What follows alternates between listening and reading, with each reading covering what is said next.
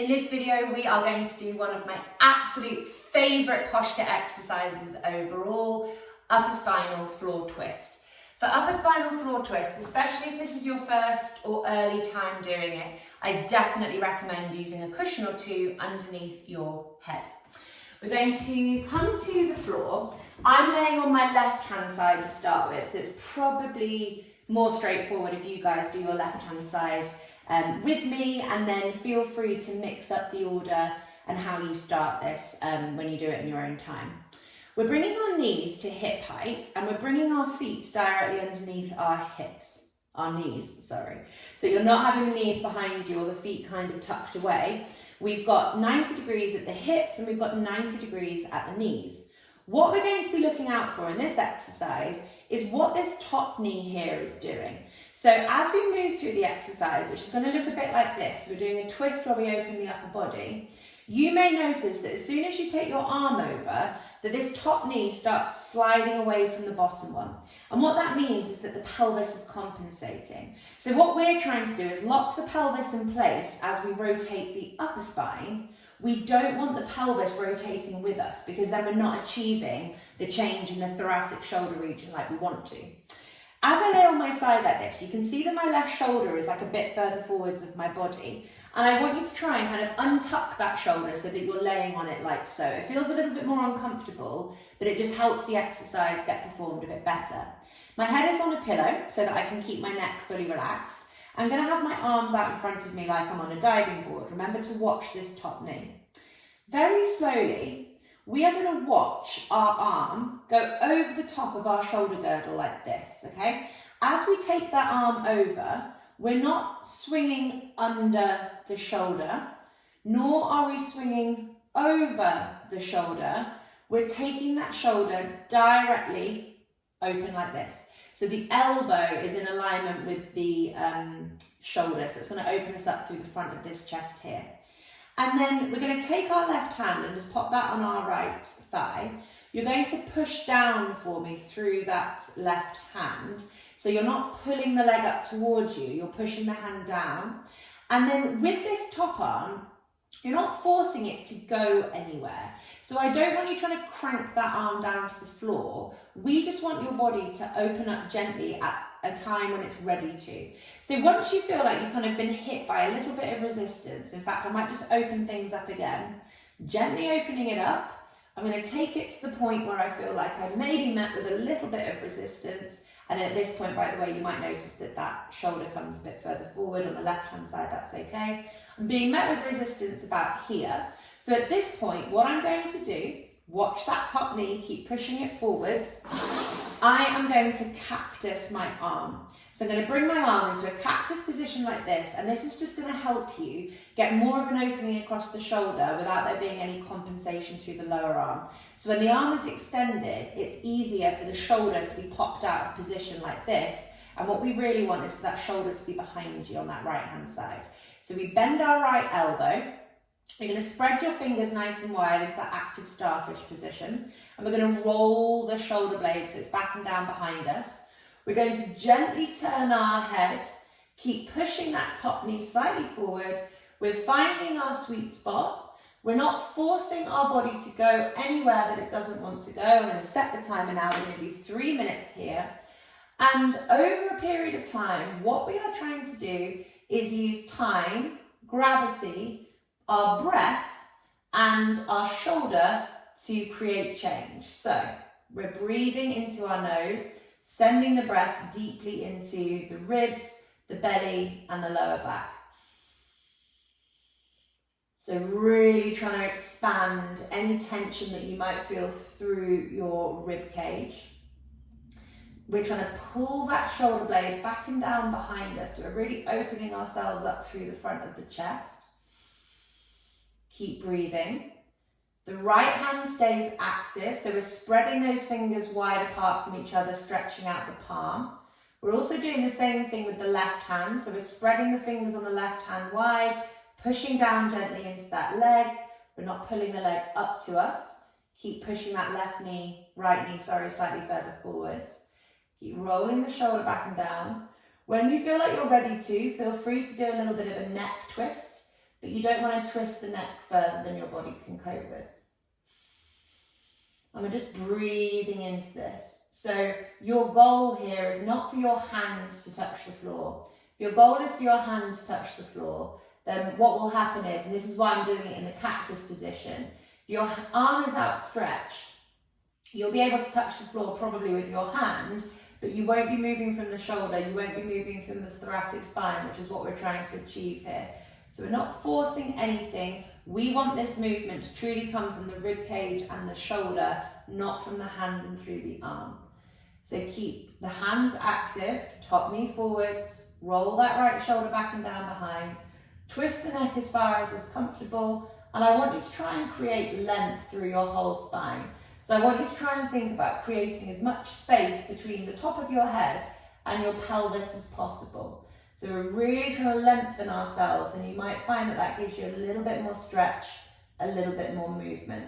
The breath is the most important thing here. We've got 45 seconds left. We're using the breath to massage us out from the inside out. Roll that right shoulder back and down behind. Fingers stay spread on both sides.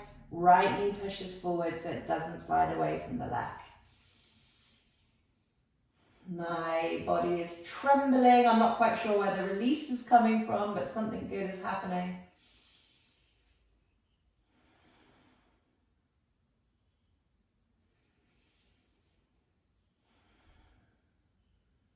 Keep breathing into the side of the ribs. Just over 5 seconds left. 2 and 1. Relax down for me. You might just want to come to center for a second. You might feel a bit winded, so because this exercise is changing your rib cage so much, which is a good thing, you can feel a bit like bruised and winded in the back of your ribs. So sometimes it's nice just to lay here. You might want to just do like a couple of pelvic tilts forwards and backwards, or maybe some sort of windscreen YP type movements just to release off any kind of windy feeling. And then we're going to go to the other side. You guys can stay exactly where you are, but I'm just going to swap over so that you can still see me when I'm doing the other side. I'm going to do exactly the same thing, but I won't go into quite so much detail on this side. So your arms are out in front of you, and before you start, you're trying to kind of pull that right shoulder slightly behind you so it's not drastically in front of you. Your knees are at shoulder height. No, they are not. Your knees are at hip height, and your ankles are directly below the knees. We're not tucking them into the bum like that. This time we're going to be watching our left knee, and it's going to stay stacked with the right hand side. It's not drifting away from the right hand side. We're taking our arms out in front of us as if we're diving off a diving board. Slowly watching that arm as we move it so that the elbow stays in alignment with the shoulder, not swinging under, not swinging over, which is what tight shoulders will want to do. We gently allow our head to follow where the arm is moving. We're not forcing anything anywhere. We can't win if we force.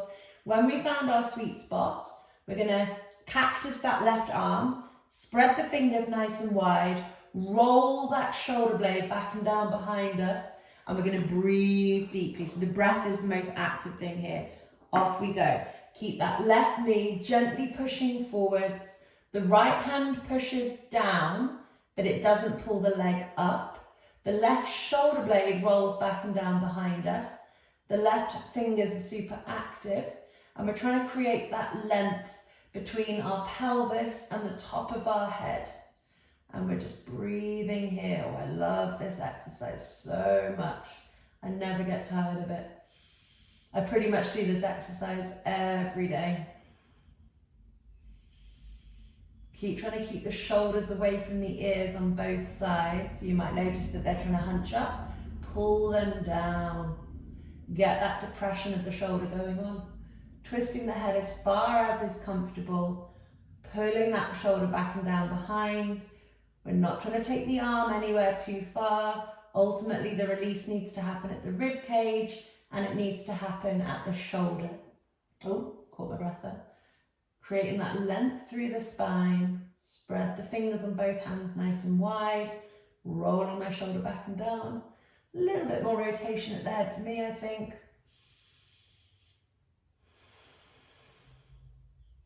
moving those ribs using the breath.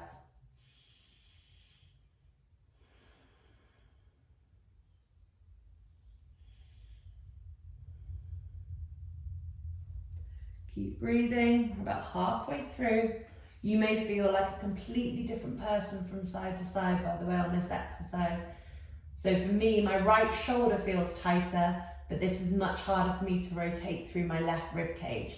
And that's just to do with what's going on in my posture. It is also worth just checking in with where your elbow is every now and then. So because your body is going to try and get you avoiding any like stretching that we want to happen, you might notice that your elbow kind of drifts down to your waist or drifts up around your head. You're trying to keep the elbow in alignment with the shoulder and roll the shoulder back and down behind. Length through the spine. Keep breathing. Any pins and needles in this one, stop the exercise as soon as pins and needles come in. Pins and needles is a sign that you're just not rotating very well at the shoulder and at the upper arm. So I wouldn't say to force through pins and needles. They're not like pain, it's not super negative, but it's equally kind of showing you that things aren't quite rotating well enough. So as soon as pins and needles comes in, just stop, but keep revisiting this exercise, because as your shoulders become more functional, you'll notice that you have less and less issues with pins and needles in the hands.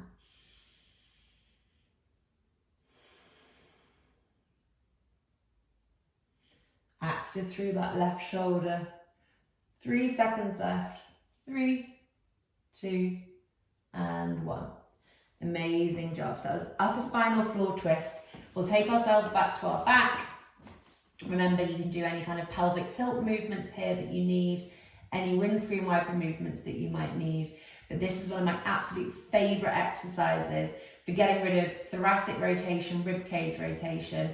On top of that, it's just excellent for unpeeling all of the vertebrae in your spine, opening up the arms, the chest and the shoulders, and also restoring rotation back to the neck as well.